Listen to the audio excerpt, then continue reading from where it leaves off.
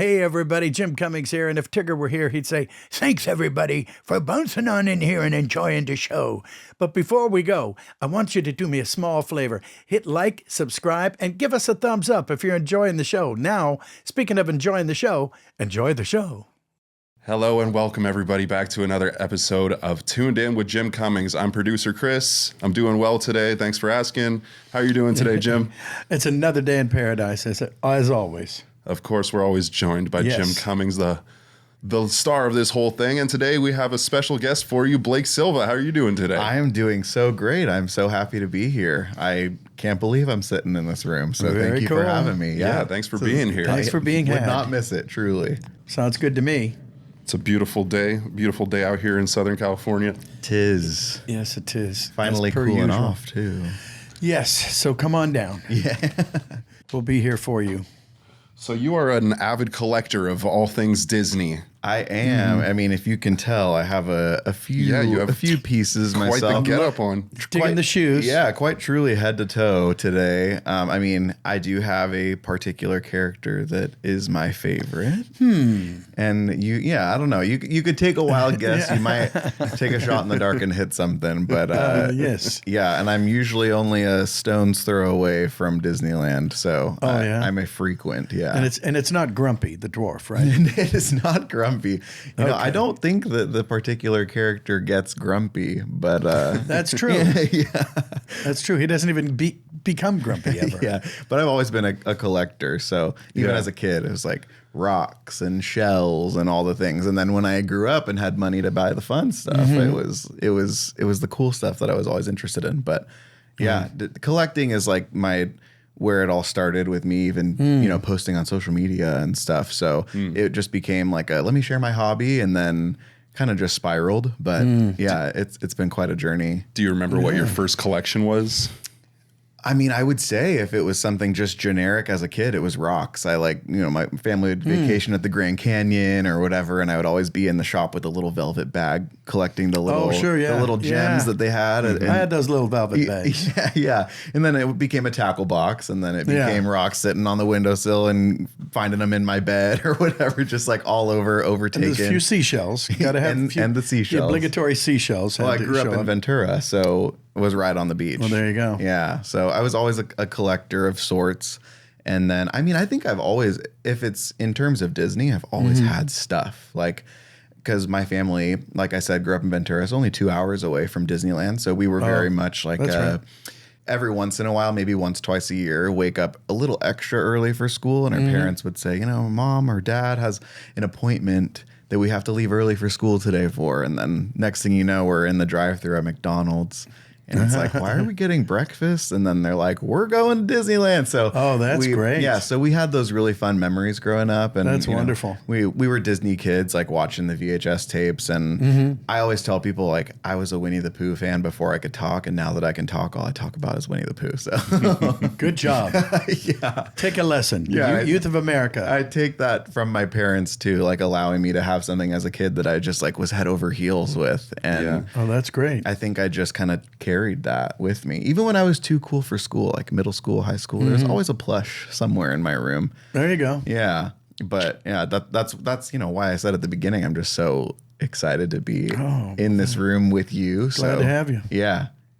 Well, that's wonderful. That's great. Yeah. And I would say that's probably the reason that I'm a fan of yours too is because of that collector start. Because, when I became old enough to care about like not just the character or characters, but like where they come from and why they exist, like that's when I became aware of you. And, obviously you fill the shoes very well of Sterling, and that's quite a legacy that you get to carry on. So I just think that's so special. And thank you. Being an adult who loves Disney, I'm like very tuned into those things. So yeah, it's a special thing. Well, you're talking to another adult who loves Disney. I mean, I didn't know that. Oh yeah, boy, yeah. I mean, I started off with a crush on Annette Funicello, the original Musketeer. I've said that 100 times, but it's so true. Yeah, Yeah. And here I am. Yeah. So I could be wrong. I'm okay with being corrected, but you started voicing Pooh Bear in '88.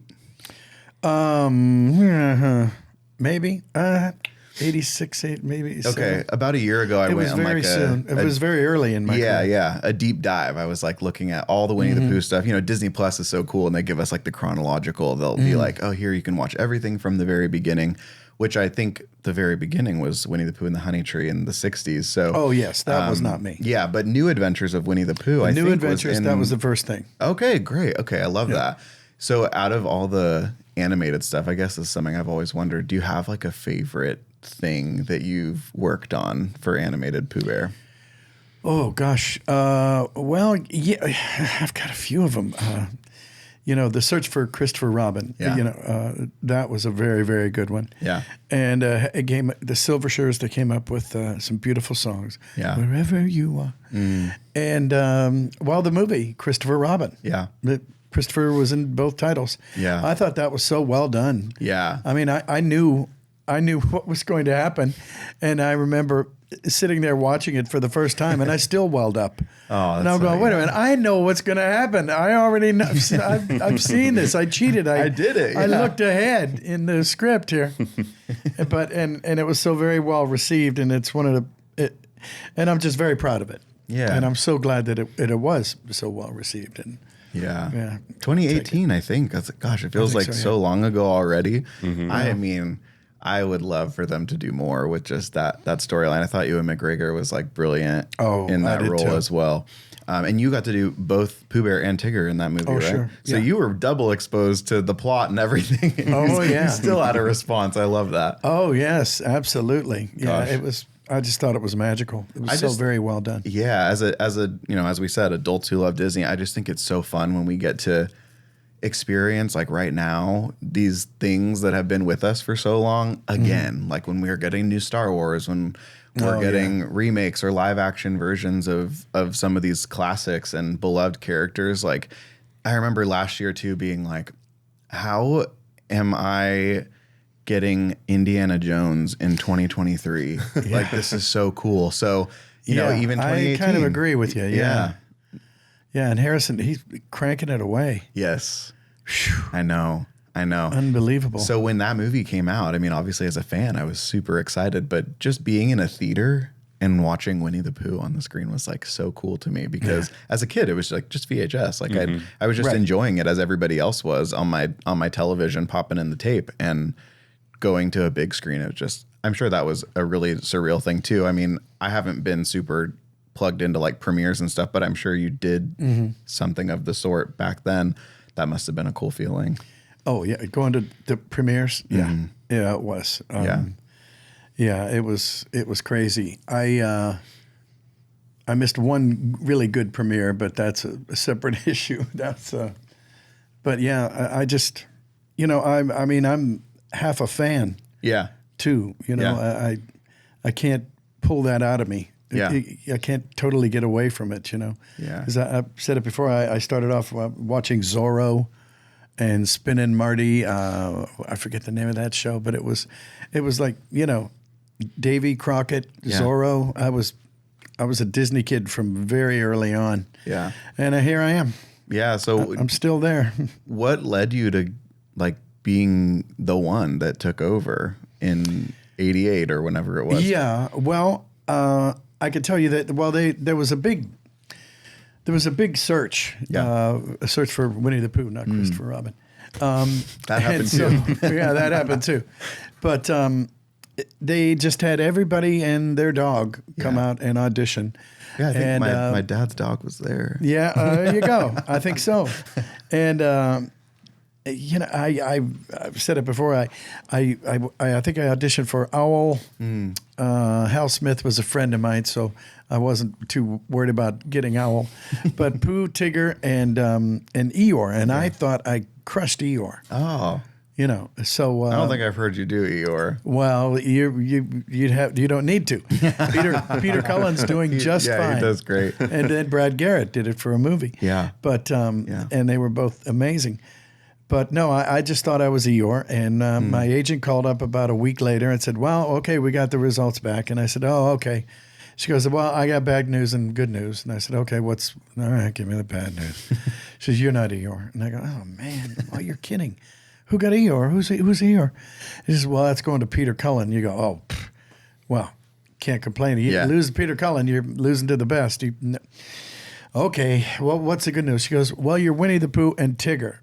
I said, to hell with Eeyore. That's quite a call. Yeah.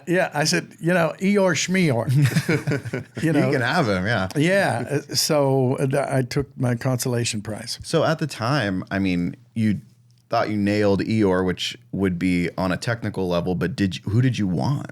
Like, did you have a connection to Pooh Bear before sure. that? Yeah. Oh, absolutely. Yeah. Absolutely. Yeah. Yeah. I mean, that had to have come across if you booked and certainly it. Tigger. Yeah. Because he was just the coolest. I wonder if there was always the intent was Tigger the same always, like, or was there two different voices before you? No, they. I know that Will Ryan did it for. Not Return to Pooh. There was a production that was on Disney Channel. Yeah. And it was by the same people who did Dumbo's Circus, and it was people in costume. Got it. It wasn't animated. Okay. So it was a different critter, and it looked different. Yeah. And some of the voices were here, and some of them were there, and some of them weren't anywhere. And so, that was it. That was different era. Different era. And there wasn't, they'd been gone. Apart from that, they'd been gone for 20 years, like I said. Costumes. I don't even think I've seen that. That as a fan, I think I should probably look into it to at least say I've seen it. Yeah, it's going to be a tough one to find.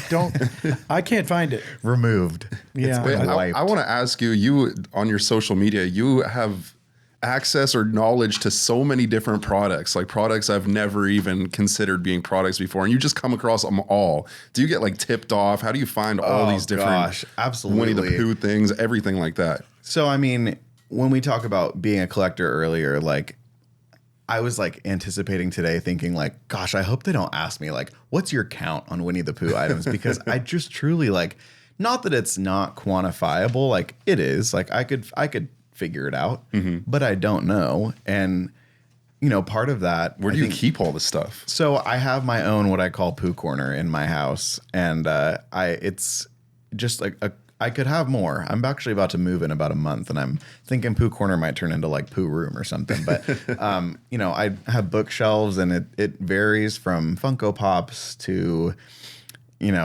bobbleheads and, non-Funko and books. And I have VHS tapes that I have from years ago and that I've kind of like hunted down at thrift stores and stuff. Are you like a completionist? Like, do you need everything from a set? Like, do you need every Pooh Funko? I will say, like, as a Pooh Bear fan, like, I'm so fortunate because I'd say I'm biased, but I would say he's like the most beloved character. Like, and there's so much stuff. Like, I think so, you go to Home Goods or what, like, they just year round.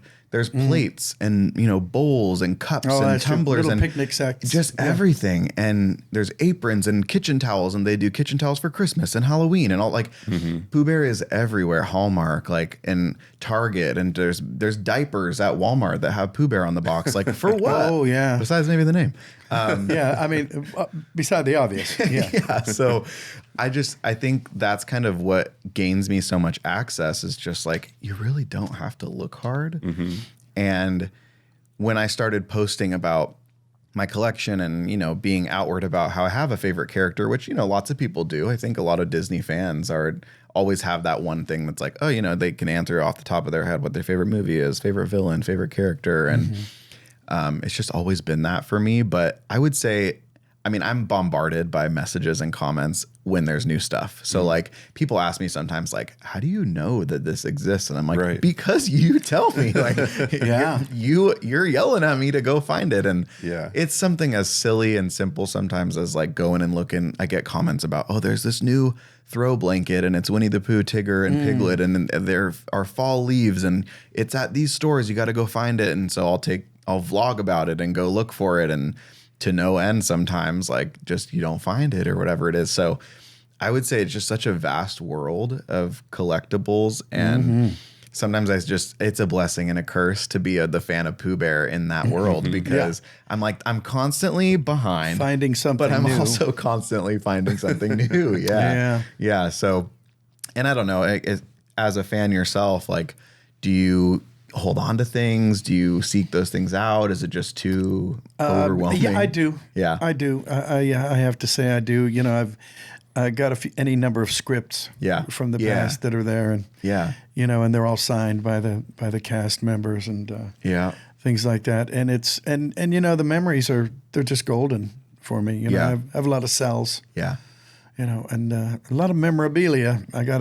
Boy, do I have memorabilia. I mean, I've got more little Winnie the Poohs and Darkwing Ducks and Tiggers and, you know, and I just put my name on them. And then when I turn, the whole family gets, here, let's sell this. He's not signing anymore. We got to get a couple bucks out of this. So, you know, doing my part, you know. Yeah. A little forward thinking there, right? Well, speaking of signing, what's your favorite, like, do you have a favorite convention that you go to annually, or do you have a favorite con experience? Well, D23 is a nice one. Always fun. You know, I think it's every other year. Yeah. And that's kind of like the Rolls Royce, I would say. Yeah. Of I mean, that's right? the place to be as a Disney actor or fan. Like, I mean, that's the ultimate. And it was great. It was great this year. I mean, I would say it's super experientially driven. And after D23, related to Winnie the Pooh, was when I got reached out to by Margaret, and also got to help Disney Junior promote Playdate with Winnie the Pooh for the season 2, which is just precious. When I first watched it, I probably like a year ago, I was just like, oh, something new that's Pooh. I'm gonna check it out. And I will say, I fully expected to hear you, and I was so surprised, and not in a negative way because it's so cute, but I was like, oh, it's just like little kids' voices. It's literally little children. Kids, And so they reached out just letting me know that there was a season 2 coming, and so they did this really cool. One of the producers or artists on the show drew me with Pooh Bear and Tigger and Piglet. And you gotta love that. And I'm like, this is official Disney artwork with me on it. And so I just thought that was so cool. That's wonderful. And they sent it to me and just said, yeah, they wanted to make this for you. And I'm like, oh, just very casually sending me like the coolest thing ever. Because I have some cool stuff like that. If you don't mind a story. No, indeed. So in January, I was at Disney World, and it was a hosted trip with the parks, and we got to do, as a result, this really cool like private dinner in the Norway pavilion in like their Norway loft. It's like above one of the stores or restaurants, and we came into this catered dinner, and there was an artist there that was a surprise to us, and it was Stacia Martin, and you know, legendary Disney artist, like and historian, just amazing woman. And she went around our tables as we started eating and was just asking us about our favorite characters. And turns out she was there to draw live for us while we ate. And so, of course, she starts drawing, and we all had been given raffle tickets at the beginning of the night. I was kind of like, I was like, what is this for? So then she comes in. I'm starting to put the pieces together. Like, she's drawing for us. Like, there are these like 22 by 28 pieces of paper. So she starts drawing. She does Olaf and Belle and Dopey and Tiana. And she's just kind of going through like a list after she had talked to all of us and kind of heard like who our favorites were. So of course, the whole time I'm like, please draw Pooh Bear, please draw Pooh Bear. And she hadn't gotten to him yet. And my ticket got called when the Belle drawing was finished. And so I was like, I mean, great. Like, that's an amazing piece. I got to see it drawn in person.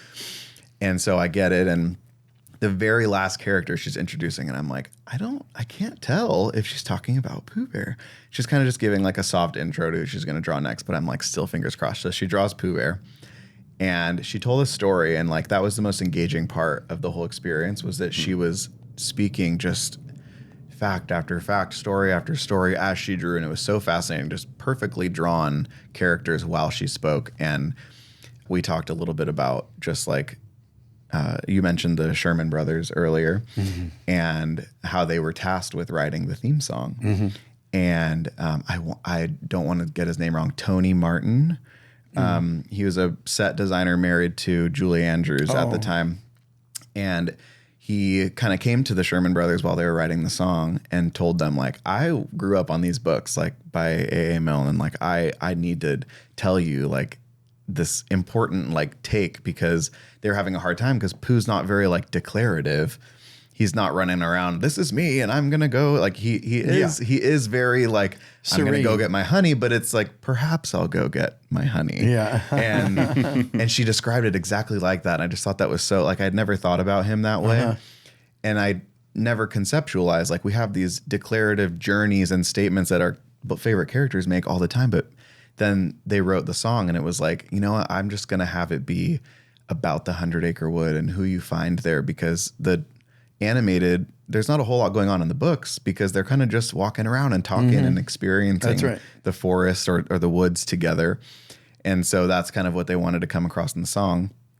So buttoning up the story, a friend of mine won the drawing and we traded because her favorite princess was Belle. That so I works have out. that drawing of Pooh Bear hanging on my wall right now. Oh, that's great. And, you know, he's always been special to me, but the way that Stacia talked about him and hearing the excerpt from Tony, he said like, oh, growing up, I was always the ugly duckling and I didn't feel like I fit in. And reading those books, I always felt so safe because I thought of Pooh Bear as the mayor of whatever town I would be accepted in. And I thought that was so cool. Wow. And I've always felt a deep connection. And maybe I don't relate to, you know, feeling like an outcast as a kid because I didn't ever feel that way. But putting to words that statement about him being the mayor of this like town where I was accepted is so cool.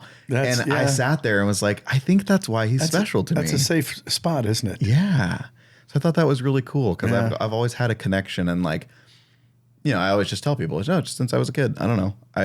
He's always been my favorite. I think he's a great friend. I think he's really honest and funny and sweet. But then she said that, and I was like, I think that might be the kicker. Well, what you see is what you get with him. There's absolutely. no guile. He's never a con artist. Yeah. Unless you've got extra honey. Rabbit has experienced a time or two. Yeah, that's true. Yeah, but that's that sometimes works. to his downfall. Yeah. Getting stuck here and there. Well, trailing off the Winnie the Pooh theme song, you made a little theme song. You make music? I am a singer. You are a singer. Yeah. You have a good voice. Thank you so much. Well, yeah, so hearing about the theme song, I had just actually a few months prior to that dinner experience put out my own version of the theme song. Yeah. I like that version. Which one? Deep in the 100-acre. The way that one starts. Gotcha. Yeah. And I recorded it just because I was like, I want to immortalize this time of my life. Like I want to use my talent to do something that I'm really excited about. And so then hearing that backstory about the theme song and kind of how it came to be, I was like, that's really fun. And maybe another fun thing for us to talk about is when Tigger was added, because Tigger is actually not originally included in the theme song. And I'm assuming, just as a fan, that it's because he wasn't in the Honey Tree animated. Yeah. So he I just knew wasn't in the that song. Gopher wasn't in the book. Yeah. That I knew. Yeah. But I know that oftentimes I'll be signing something for someone and they'll have an old book of A.A. Milne's, original Pooh. And it's got a little map in there of the 100-acre wood, Rabbit's house, owl, Tigger, Eeyore. And sometimes Tigger's not there. And I often I don't get why. Yeah, and sometimes he's not in the he doesn't live in the wood. Yeah. I don't know. Maybe he's just nomadic. And maybe that's the Tigger movie. You were a part of the Tigger movie then, weren't sure, you? yeah, that I was was you. Tigger. Yeah. That's one of my favorites. I was Tigger and Pooh. I used to love, as a kid, yeah, watching them all dress like him. Like creating Right. that acceptance with him and creating that family that he was like looking we're all for. Tiggers. Yeah. People love that stuff. Gosh, yeah, I love the Tigger movie. Oh God, yeah. Seeing that, I have a plushie of Pooh Bear and he's dressed as Tigger. Right. Yeah, it's so That's fun. a good one. So fun. That's a pretty famous one. Yeah, I like that You one. don't see a lot of those. I would hold on to that. Yeah. It's like TY I'm sure you were size, anyway. maybe. Yeah. Yeah. I'm hanging on to it. Yeah. Speaking of hanging on to it, what's the rarest thing that you say you own? I actually brought it. You did? I brought it. So Yeah. would this be a good time to bust it out? I would love to. Let me just make sure I don't bump anything here. So, believe it or not, it's in my bag, but it's very well protected. It is a Funko Pop. And it's from 2012. I'm okay taking it out because I'm not a stickler like that. I've taken it out of the box too, out of its box. But it's flocked, so it's fuzzy. Uh-huh. And it's the Round 2000. and he's fuzzy, I love him because he... Yeah. He came out 2012 San Diego Comic-Con, and there's only 480 of those in existence. Wow. So Now there's 479. Well, all right. I suppose I'll give it back. so this pop too, I got secondhand years and years ago during COVID, and potentially was an impulse purchase.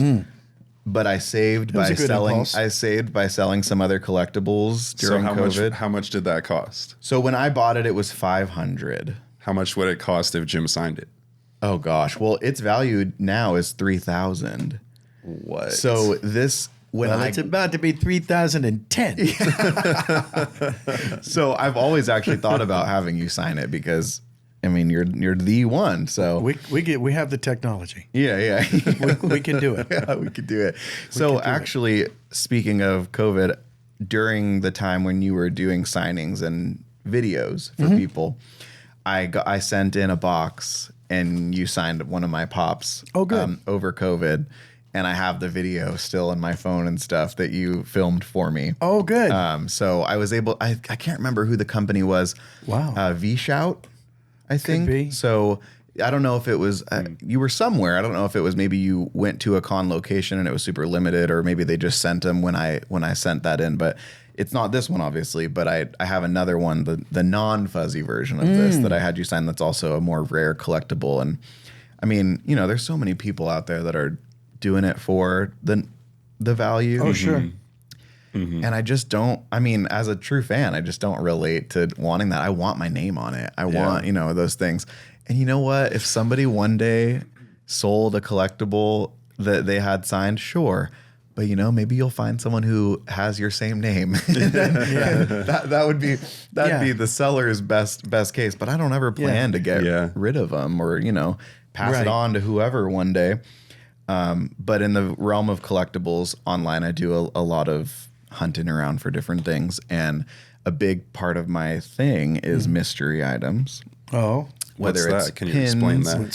So, Funko, Loungefly, stores like Box Lunch and Hot Topic, like they'll sell enamel pins, but they're single pins in a black box, and they're mysteries, so you don't know what you're going to get. And I got into those because Loungefly was making a lot of Winnie the Pooh pin sets. So there'll be a set that includes Pooh Bear, Tigger, Owl, Piglet, Eeyore, and maybe they'll throw in Roo or somebody. A lot of the fans are always like, come on, like we want Rabbit, we want Owl. So they listen, and we get sets that have Owl and Rabbit and such. But yeah, I mean, people love to watch the excitement of the mystery. those unveiling. His brother, what did Cameron get? I forget, years ago, or what was that year that he got? He bought a mystery pack for like $50, and he had oh God, I can't even. Is that when he got the baseball bat? Is that? I can't remember. Maybe. And sometimes you can buy the whole set, and you'll guaranteed. He got Kent Mahomes in there, and a couple quarterbacks. Trading cards? Yeah, yeah. Oh yeah. And it was like, whoa. I mean, it was all of a sudden it was like a $10,000 per. Oh gosh. Box. I mean, there were like 2 or 3 in there. I forget who they were. Do you know of the Lorcana game, the Disney card game? Oh, sure. So those are mystery packs as well. I mean, for the most part, you sometimes can get the starter set or whatever, but those are a absolute hit. And I'm not super clued into value of them, but there's tons of cards that are. Do you collect them? I do. I started doing Lorcana cards because they were mystery packs and it was fun to find out who. But then I started chasing after Pooh Bear and friends. Yeah. I think I got a Pooh Bear, a Tigger, Rabbit for sure. I don't think that they have like everybody as characters, but there's some really cool cards, and they all have different. Right. Like they have 2 or 3 each. Yeah. Yeah, I have a couple Rays and a Pete or 2. And I remember I don't think I found Ray yet. Hondo, yeah. I think I got 3 Hondos in one of them. He's one of my favorite Star Wars characters. I'm a junkie for the animated Star Wars stuff, so I love Clone Wars. Yeah. Clone Wars honestly is like why I fell in love with Star Wars as an adult. Yeah. Because like I watched it before, but when I revisited and just watched it all, I just thought it was so awesome. And that's another thing that I actually didn't even know you were a part of until I became a fan of you as an actor, you know. And thanks. Yeah, my pleasure.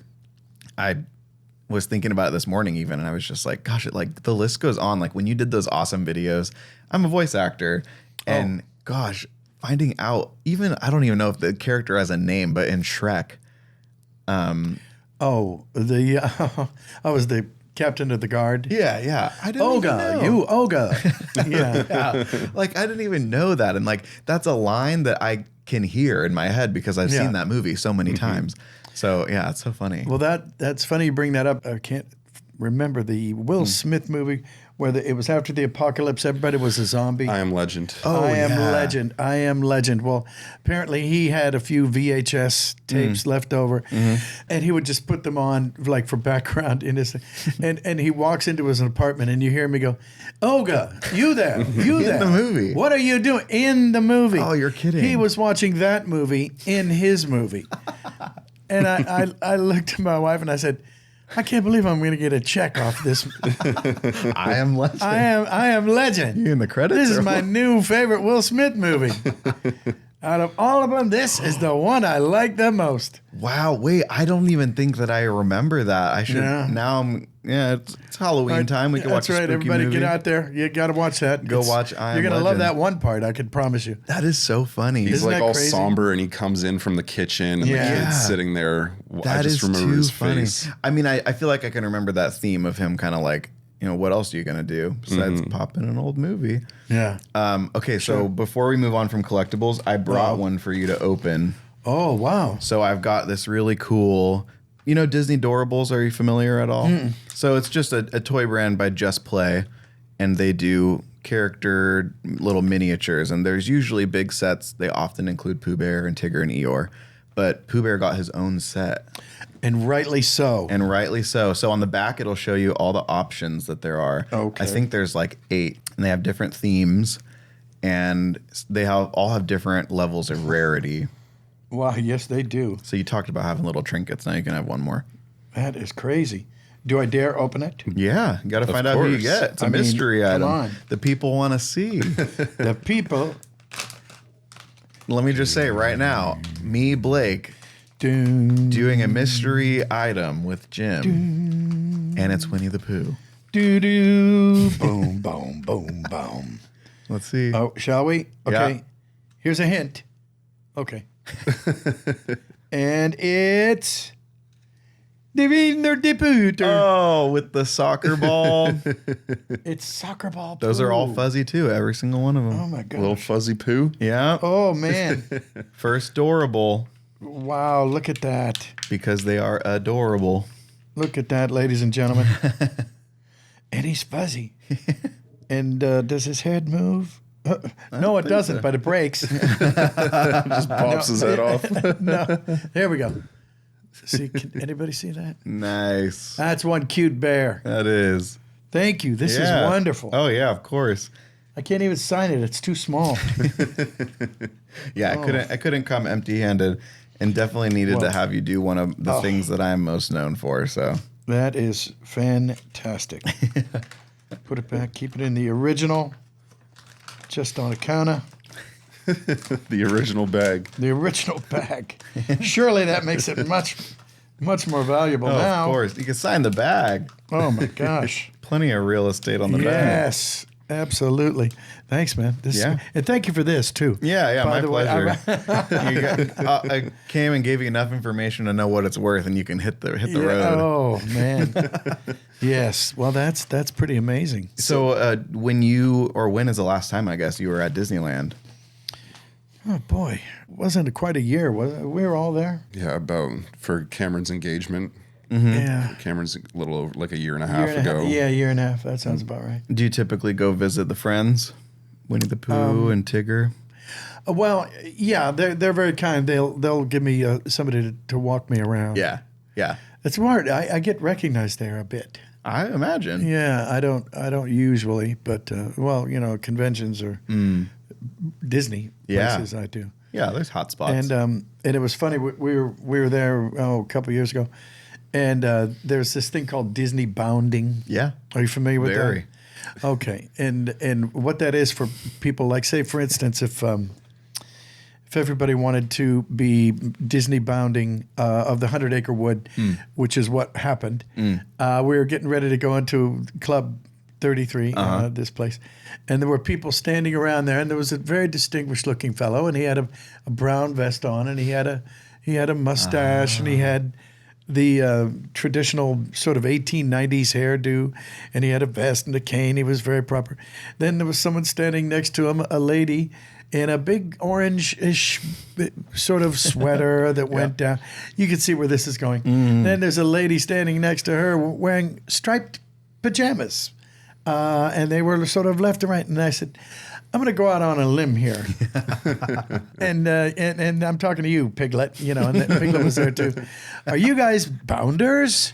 And he said, oh, well, yes, of course we are. And he gave his best owl. Oh, I love it. And I said, okay, I was thinking in my head, it's got to be owl, but maybe I'm wrong. Yes, it was. And it was very cute. It was very sweet. And they were just hanging around Did they outside explain Club it to 33. you? Because was that your first exposure to the world of bounding?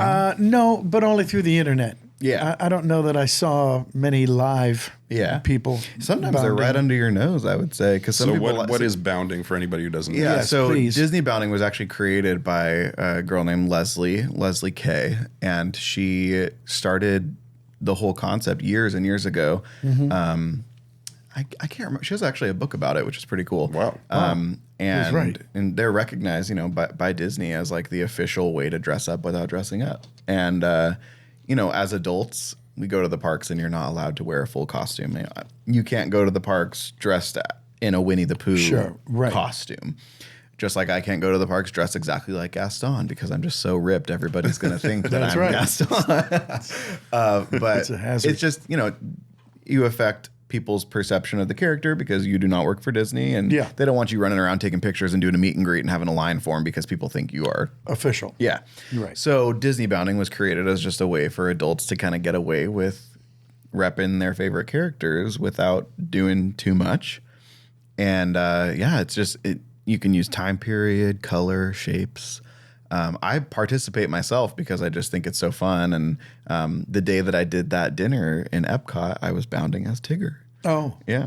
And I made a vest that was orange and I colored black stripes on it. Yeah. And, wore a Loungefly backpack of Tigger and had the ears and everything. So, yeah, it's pretty fun. It's like a kind of a way for you to just like enjoy and like you capture the essence of the character without dressing as exactly like the character. Because you can only do that for like Oogie Boogie Bash. You can actually dress up for Oogie Boogie. Oogie Boogie Bash? Yeah, the Halloween party at California Adventure. Oh, okay. I was going to say you have to explain that one to Yeah. Maybe if you're unfamiliar, in Orlando they have Mickey's Not So Scary Halloween Party. That's what it's called out there. And then we have Oogie Boogie Bash.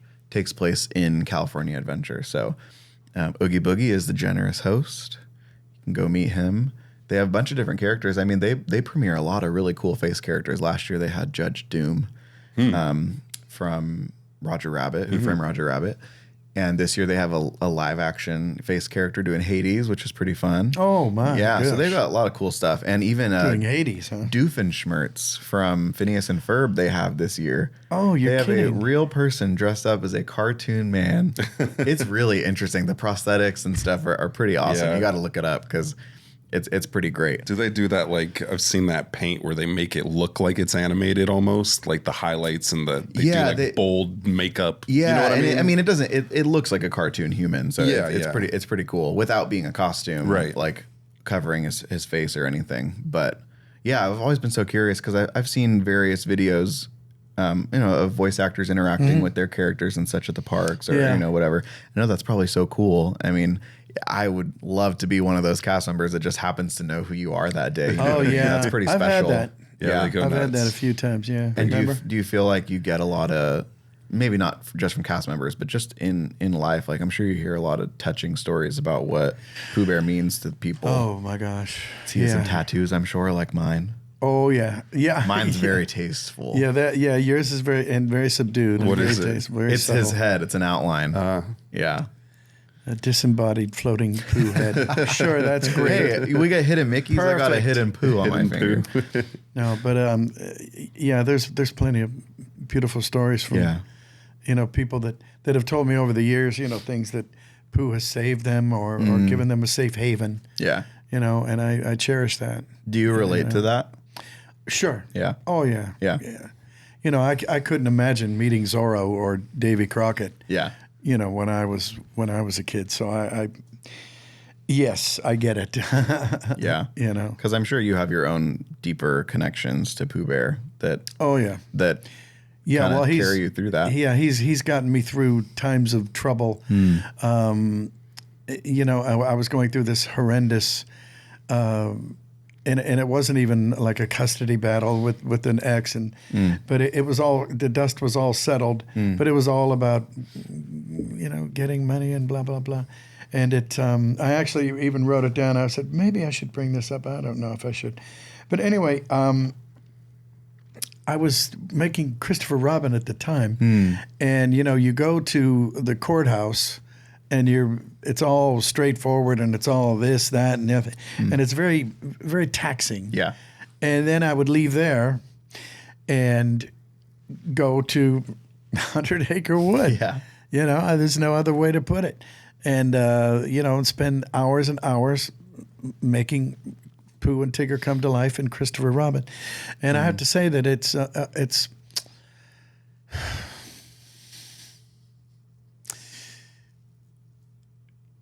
Winnie the Pooh can save you. Yeah. That's all. Yeah. Yeah, he can save you. Yeah. Thanks for sharing that. Huh? Thanks for sharing that. Yeah. Yeah.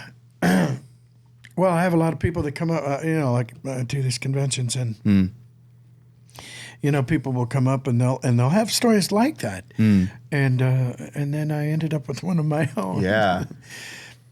Yeah, and I'm sure people even listening just feel special to hear you share because it's extremely validating as a connecting fan to know that connection runs so much deeper than just you. Because I have my own stories that just times of uncertainty or just whatever, and just having that one thing that kind of grounds you and. Comfort character is a perfect description of Pooh Bear, I think. And, Tigger too. And I know that a lot of people find themselves in those characters. There's, speculations that each of them represents something or whatever. And, people find themselves in their demeanor and their actions and their behaviors. Right. But yeah, that's quite a dissonance going from that situation going into the studio. Unbelievable. And stuff. Yeah. It's a pendulum swing unlike any other, I can assure you. Yeah. And you're right. I know, I've often thought that Winnie the Pooh is can be like a mental spiritual oasis. It takes you away from the everyday and whether it be it great or be it not so great. Yeah. It's a safe haven. Yeah. It's a safe haven. The 100 Acre Wood's a pretty safe place to be. And have you visited the real one in the UK? No, I have not. You gotta go. I know. I have not either, but we could do a part 2 podcast over there. Yeah. No, I think what time is it? Yeah. Catch the next flight. Yeah. Would you mind looking it up? No. Yeah. I think I don't want to butcher the name, but I want to say like Hartford or something.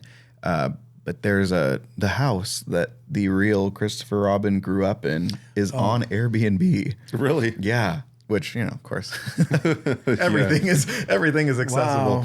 But you can go, and I don't know how much time you actually spend on social media, but there's a cafe in the middle of the woods that was inspired, that the 100 Acre Wood was inspired by.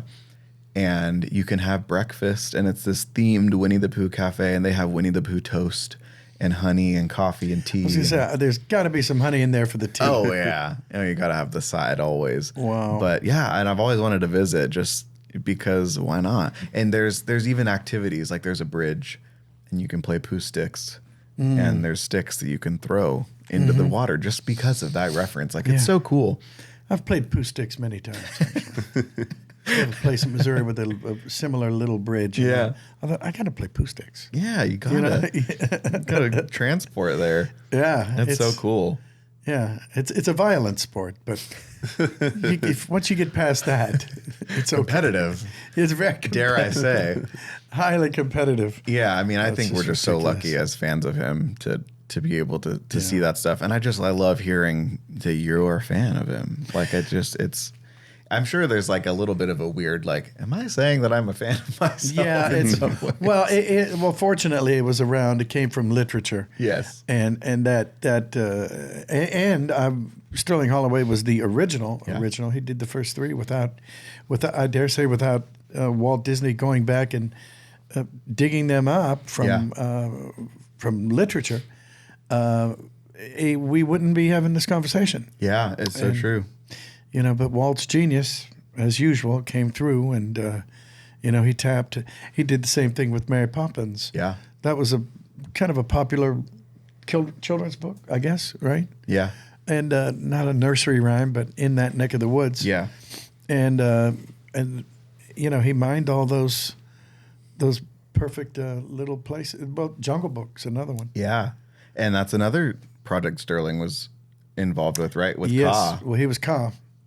Yeah, he's Ka, and now I'm Baloo. So I'm I've got the trifecta. I've been King Louie for a long time. Yeah, and Tailspin, right? Pooh for a long time. And just recently, they needed Baloo for DC D23's, not a 25th anniversary. I forget what it was. Something for Disney Jungle Book, after- though? Yeah. Anyway, they needed Baloo, so I was below. Come on there, little britches. Let's get going. Come on, look out now. So Did you get to sing the Bare Necessities? I have, Okay, but cool. not then. And Phil Harris was a friend of mine. Yeah. I got to meet him Wow. and work with him a few times. Yeah. Then he kind of retired, and here I am. Yeah. Then have you done any work as Cheshire Cat? Oh, very little. Yeah. Not much, but yes. Yeah. Here Do and you, and as far as the parks go, like you're Yeah. stamped in there, right? Like you've done work for are you Hondo and Galaxy's Edge? Oh, yeah. That's awesome. Yeah. Yeah, every time you hear Hondo, it's me. That's like always my favorite fun fact with friends that don't go to the parks often, or even just friends that are not clued in as deep. But Yeah. we're waiting in line for Smuggler's Run, and I'm like, it's Winnie the Pooh. Yeah. You hear that? They go, no, it isn't. I'm like, Yeah, that's the and same you've guy. been at Smuggler's Run. You've seen it. Oh, yeah. It's pretty amazing. Gosh, that animatronic! I just remember seeing that for the first time. Yeah. Yeah, it knocked me out. I've said it before, you're sitting there looking at it, you go, wow, that looks really good. And then, because he's facing the other direction, Yeah. and he's doing this, that, the other. Yeah, yeah. And then he turns around and walks over and looks down at you, and they go, oh, hello. know. Wasn't expecting that. I know, so cool. I'm waiting for him to jump down and high five everybody. Yeah, It's like, hi. Okay, so maybe kinda I cool. I'm not familiar enough if there's a cameo, but he's never been seen in live action, right? Just Clone Wars and Rebels. That's it. Yeah. Gosh, that's so cool that it feels because he feels live action there, of course, because you're Well, standing that there. feels like it. Yeah. It feels like you have seen him in live action because of that. Yeah, which I guess that is part of the universe. So that's pretty special. Have you done because he's obviously coaching you through the ride when you're in the Yes. Falcon, but have you heard of or done Chewie mode before? Is this? No, I haven't. But I've heard an inkling of it. Yeah. Please take it away. Yeah, I get to teach you something maybe. I don't know exactly how to do it at each station, but typically the cast member will assist if you request Chewie mode. It just involves everybody's got to be buckled, and then there's like switches at each station, the 2 pilots, 2 gunners, and 2 engineers that have to be hit before the ride begins. And if you hit the marks on all of those buttons and switches before you touch anything else, then Chewie will coach you through the whole ride. And naturally, it's chaotic because you don't know what the heck he's saying. It's just that the whole time. Yeah. Never have I ever performed as badly on that ride as when I'm in Chewie mode. But it's a riot. But And- at least you had him to blame for it. oh, yeah. He made me do it. Yeah. Yeah. It's I can't his imagine fault. that. And then, of course, you still report back to Hondo at the end, and he's all angry that you ruined the ship. Yeah. This much, coaxium and Yes, that's right. Yeah. That's right. And then if you do well, he says, we still have some time. Let's go get some more. Yeah. Pretty cool. Yeah, it's pretty awesome. I've had that happen like once. Yeah. You know. Oh, that's fun. Yeah, sometimes there's like that extra, they do like the extra scenes at the end and stuff. There's extra time. Yeah, Always it was love awesome. that. I remember when it's interesting because when you're on when you go to Disneyland, it looks like you're getting on the Millennium Falcon, the spaceship. It's actual size. It's real. And I remember when they gave us the first walkthrough. Yeah. I just sat down at that weird little chessboard, the 3D chessboard, and I wanted to hang out there. Yeah, I'm right just in the sitting at waiting a room. Millennium Falcon, and the lady says, this is a problem. And I said, what's that? She says, people get on this thing and they go, wait a minute, this is the Millennium Falcon. Yeah.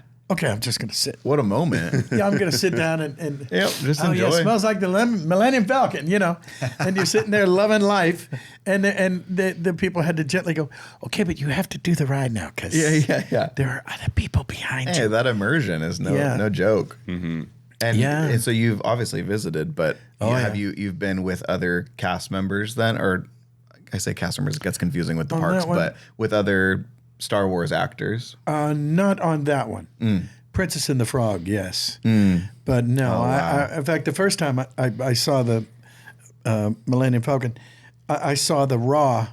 It was over at in Glendale, at the Imagineering, where they put it together, come up with it, and it's this big giant thing like this. Like here's the cockpit, and you walk up and you get in, and it's just Then of course they incorporate that into the ship when you're in the park, so it looks like you're getting on this big, and which you kind of are, but and then the thing goes like this.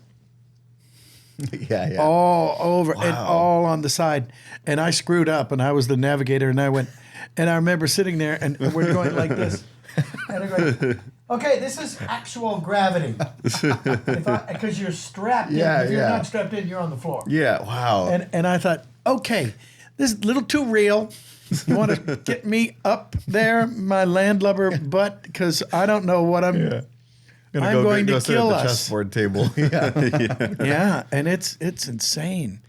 The attention to detail means everything, and that was one of the tenets of Walt's original, because I've seen any number of documentary footage, and we're here in Anaheim, California, making Disney, and they're on a roller coaster. They're doing that, and it shows how. And he said, everything has to be real. The more realistic it is, the better. You don't want to leave anything to imagination, and it's a beautiful concept. It's a beautiful way to do it. Yeah. I mean, the whole land itself is just fantastic. I've always felt like Disney just strikes me, especially when you're in the parks, as like an engineering company. Yeah. More than anything, more than entertainment, more than storytelling. To me, the engineering of Disney since its inception has just been incredible, from the way they make films, the innovations. I mean, the technology in the park rides, all the inventions that they really have to come up with in order to storytell, and I mean, like, if you think about it, Star Wars and Disney are like a match made in heaven, because, George Lucas didn't even make his vision at first because the technology wasn't there. And what other company, let's build the technology. Yeah. Those huge, hollow screens that they use, they started using in The Mandalorian. I mean, seeing those is just, I saw this video on YouTube the other day where they're designing this like multi-directional treadmill where you can walk and you just walk in place. And so like you see like all the virtual reality without the glasses, a big screen 360 around you. Did you see the Lucasfilm area at D23? No, I haven't seen it yet. They had a smaller scale version of that screen. Yeah. And you could take pictures. It was right around the corner too. Yeah, it was. And it looked exact, like you could take a photo and it looks like you're on the ship or, wherever. Yeah. It's so cool. I mean, that technology is amazing. And like going back to the animatronics, like the animatronics in Hondo, incredible. Yeah. The animatronics in The Princess and the Frog with, Tiana's Bayou. Tiana's It's like beautiful. I got to go on it a couple times this year in Florida, and it's pretty fabulous. The Avatar animatronics in Florida. Oh, wow. It's just crazy. like it's so Florida, fluid that it's like almost creepy. On the it's like Navi River Journey ride. Yeah, it's like just okay, that's a little too the large, like I don't know what they call her in the in the clan, but Yeah. with the like medicinal like mother of the clan, like it's just unreal. I'm like, she's real. She's right there. Oh, God. Like what you said Yeah. about Hondo. It's like he's gonna jump down and just come talk to any all of us. second now. Yeah. Yeah, well, I remember it on the Avatar ride too when we did it.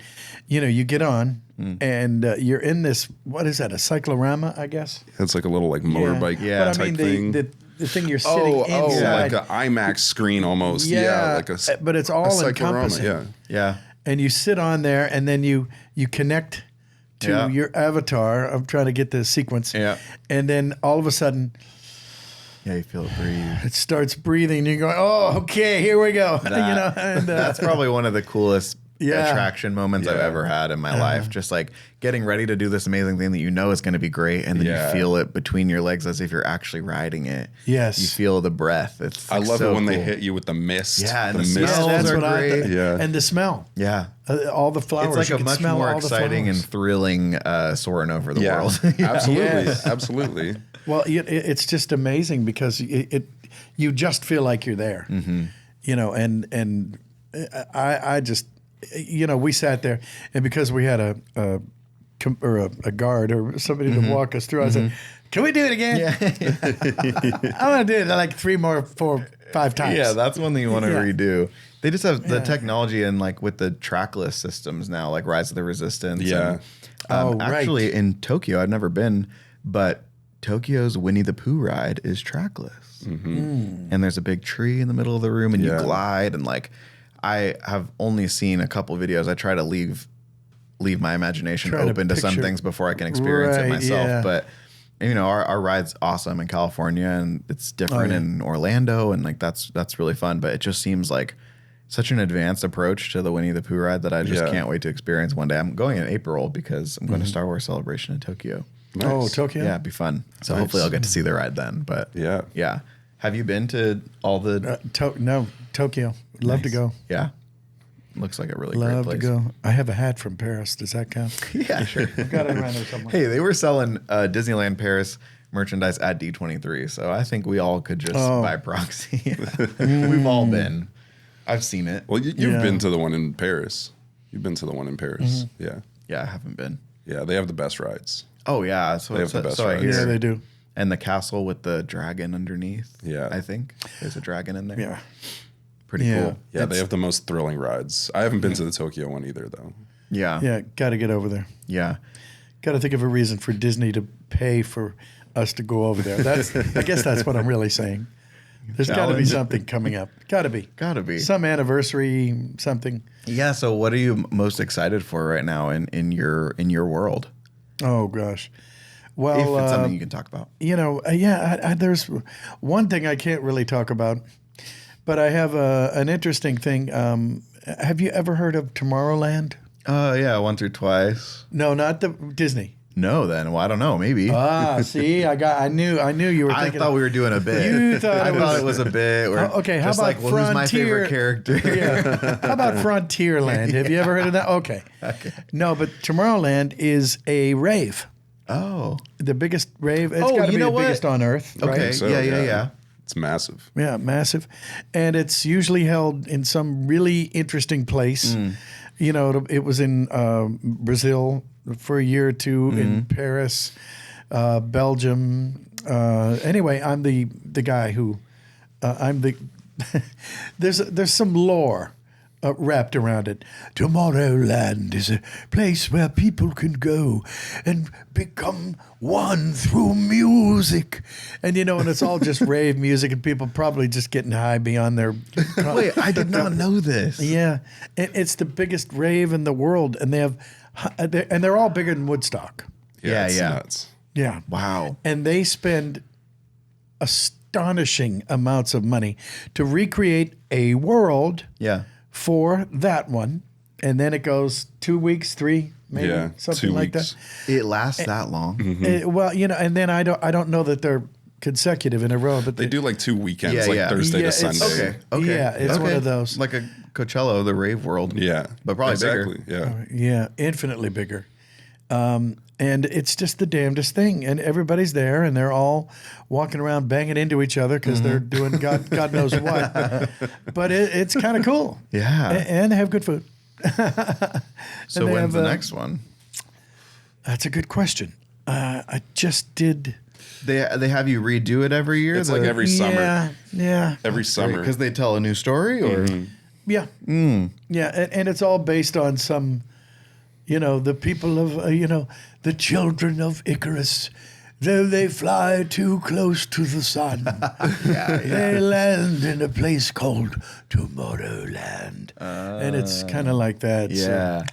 That's pretty cool. That's a fun fact. That's Yeah. new info for me. It's really crazy. You should watch like a trailer of it on YouTube. It's I gotta. like the production value Yeah. is like it's reminiscent of Disneyland, but It actually is. for like adults. Yeah. Obviously. I wonder how long this has been a thing. Because have you been a part of it since its inception? Or Maybe I missed the very first year. But Yeah. it's. Yeah, like a dozen years. Yeah. Oh, gosh. Yeah. Wow. 'cause Yeah. I'm trying to think. I remember doing it in this one house. I did it at home. And that was, that's like 20 years, maybe almost. I want to ask you another question, Blake. Yeah. Since we're here on social media, like and subscribe. yeah. If you like this content. By the way. Hit that red button. Is that what it is? When did you start like getting on the full grind hustle of social media? Because you post so much content. I mean, do. it's just like a constant flow. Yeah. I felt like I was on your page scrolling for, 10 minutes and it was like 3 days ago. Yeah, some people love that. I know Yeah. some people probably don't love But that. I think it's important for like people who have a social media following to explain to like, kids who may be watching, Yeah. younger generations who want to do social media as a career, Yeah. like what it really takes and how much you have to post and plan. And can you get into that a little bit? And when you first Yeah. started really doing it? Before I even started my journey that I'm on right now, I was working as like a photographer, freelance, and I went to college for graphic design. So I, out of college, worked for like 5 years as a professional designer in-house at a couple different companies and tried a bunch of different stuff. I still do freelance stuff here and there. But yeah, I mean, I started in 2020 over COVID. I started posting on Instagram just like kind of casually, just about my Funko Pops or whatever it was. And I think like there's a huge testament to social media working when you're not forcing it to. And so many people pursue it because they're like, oh, I want to do this and I want to have this many followers and I want to be famous and all this stuff. And it never works when you do that. Like when you just jump into it and you say, here's what I'm going to get out of it. It has to be your passion. Yeah. And so I my agree, passion was sharing the things that I love, whether that was Disney or collecting Funko Pops or, whatever at the time was sparking joy during a lockdown. Well, That's the thing where of it came is, from. if you're passionate about something, then you're going to draw others to you. Yeah. So it was a huge like community builder right off the bat. And that was all it was just making friends over lockdown and having something to talk about and having something that was like more joyful than just sitting at home watching paint dry. And it was interesting to kind of feel like, okay, so, whether it was like, oh, I have 5,000 followers on Instagram now or whatever it was, then, TikTok came around and, those platforms that are honestly blowing people up overnight, like following wise, like it's just people are shooting into like having so many eyes on them. And in 2021, I started posting on TikTok and had no experience with video at all. Just was like, oh, let me just take someone around. The first video I ever had that got 1 million views in my life was me going to Hot Topic, the store. Oh, boy. And finding a Winnie the Pooh pop.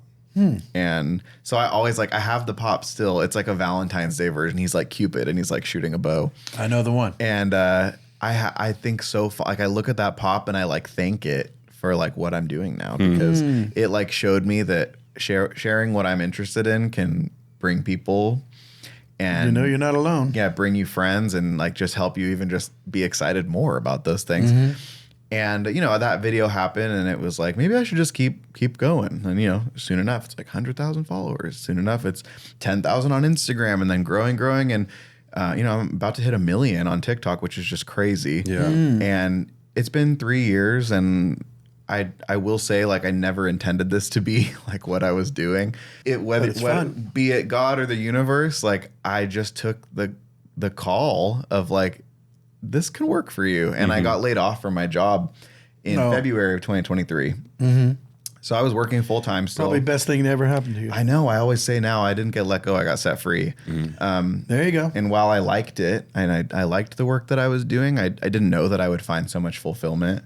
And, I have bigger dreams than just being an influencer, if you want to call it that. Sure. Like I have no acting experience, but I've always wanted to try voice acting. I'm a singer, so I've always wanted to be able to do, that's a plus. do music somehow. That's a plus and right that's there. why I put out my own versions. I did the Winnie the Pooh song, and I did a song from the new Little Mermaid movie. I did the Prince Eric good. ballad.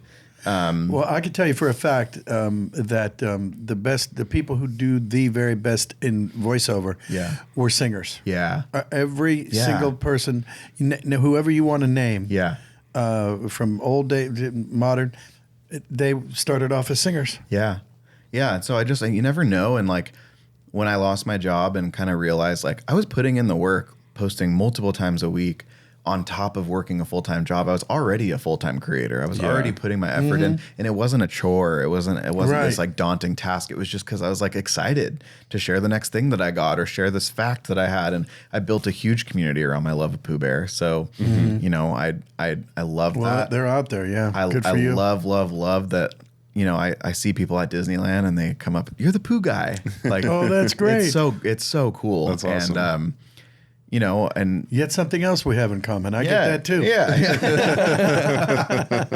That's another reason why I was just thinking earlier and mentioned it that, my gosh, the people who are supporting me are going to be so excited to see me with you today. So, just like very, very grateful. But yeah, it's just, I don't know. I mean, as far as pursuing, it just takes consistency and hard work and genuine. Do you have a schedule for yourself? Is it like, okay, I got to post like at this point? No. I mean, I used to tell myself like get 10 videos up a day. And that was like crunch. Like I want to grow. And I did, but I would never put that on myself now because I just recognize the value of like showing up when you're ready to fully show up. And, a huge part of it for me was showing up for those that were showing up for me. So like the people that support, and I try to respond to comments and I try to message people back. And if I get mail to my PO box, I always give them a thank you and make a video showing what it was. And I get a lot of Winnie the Pooh stuff to my PO box. And I actually thought about bringing it, but someone sent me, I think it was a pin. I don't know if it was like, they call them fantasy pins when people make them themselves rather than being like licensed Disney merchandise. But there was a pin that someone made into a magnet. And it's all the Winnie the Pooh characters, and it says your name on it. It just says Jim Cummings. And I was like, maybe someone just made this themselves, but they like sent it to me. It's a magnet. So I have a magnet with your name on it. Wow. But yeah, just like really cool stuff. I like am eternally grateful, even if it all went away tomorrow, social media, like the relationships that I built, getting to sit here with you. Like I was on the phone on my way here and Bluetooth. And Don't worry. And they were like, 3 years ago, like if someone was telling you like you'd be on your way to go hang out with Jim and do a podcast, like you would not believe it. I was like, you're right, I wouldn't. And it's all just because I decided one day to go to Hot Topic and pick up that Cupid Pooh. Yeah. And, I'm grateful to you even just because without the legacy, I wouldn't have the passion and the excitement for this thing. And, I'm grateful to brands like Funko and Loungefly and Disney. Like Disney's been so good to me in the last, year and, treating me so well at D23 and even just that cool drawing that I got from the production team of Playdate with Pooh. And I mean, I don't know. I never know what could come of it. I think of everything as an opportunity to be seen and push toward those goals and those exciting things that I want to do if I get to sing for something one day or I don't know. And I was even like, I'll put out my cover of the Winnie the Pooh song. You never know who might see it and be like, we want you to do it for the next show or whatever it is. Like, you just never know. So, which Winnie the Pooh song? Where did that do? Yeah, it's the Deep in the 100 Acre. That one, sure. Yeah. So I've heard that before. It's great. It's my favorite. And I have gotten some comments like, oh, you got to do House at Pooh Corner or, I don't know if that's an official. People send that to me on and off whenever they go and see Kenny Loggins. Yeah, Kenny, that's right. Kenny Loggins, yeah. How does Got to get back to Pooh Corner by one. So help me Yeah. if you can. I've got to get. Yeah, that's a beautiful, beautiful song. Great song. Kenny Loggins, he's great anyway. Yeah. And people will say, "Have you ever seen this?" And they're from the 20th row, or 50th row. I'm familiar, I go, yeah, it's pretty cool. You just gotta pretend it's the first time every time, Yeah, I love it. And I love the "Gotta Get Up" that one. Yes, me too. Yeah. Now that one I sang for the, and they were thinking of using it for the show, but they kind of went away. I don't think they. It was way back. I mean, that was 87. Something. Was that like for New Adventures? Yeah. Okay. Yeah. And I sang the theme song. Yeah. And it popped up somewhere. I don't know where we found it. Oh, it's floating And I around. thought, wow, that was pretty good. They should have used that.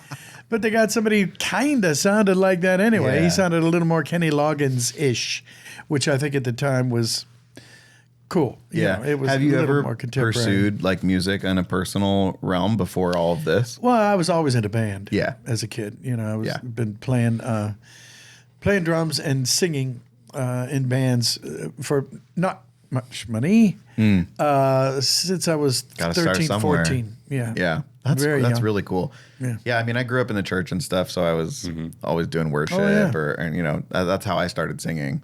And then just A lot of people. Yeah, and then I was in an a cappella group in college. Very nerdy, very fun. And just, right. as you gain connections and it's like, oh, I know someone who has a studio, and then you go and do a project or whatever it is. And yeah, it's fun. I always want to, I always have ideas. I want to do more songs, or I've always wanted to do a fun new version of the Heffalumps and Woozles song. Oh, this is a good question for you. Do you know Lumpy's full name? Wow. Mick Lumpy? I don't know. Yeah, No. I Apparently, the answer is no. Well, and I Obviously. asked because I think I remember the full thing, but it's quite long.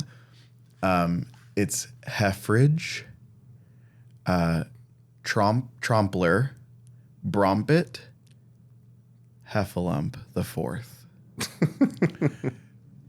So Heffridge. I think it's Trompler, Trompler, Brompet, Brompet, Heffalump. I need to the fact fourth. check you on Yeah, this. will you?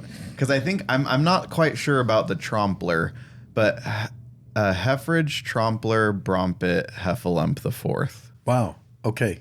Quick, folks. Get back to us right away. Heffridge, Trumpler, Oh, Trumpler or Trompler? Trumpler. Okay. Heffridge, Trumpler. He's a Trumpler.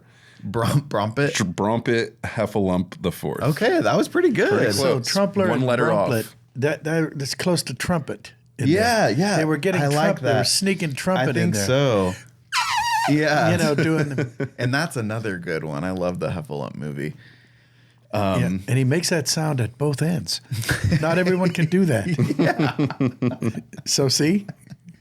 Fun facts to know and tell.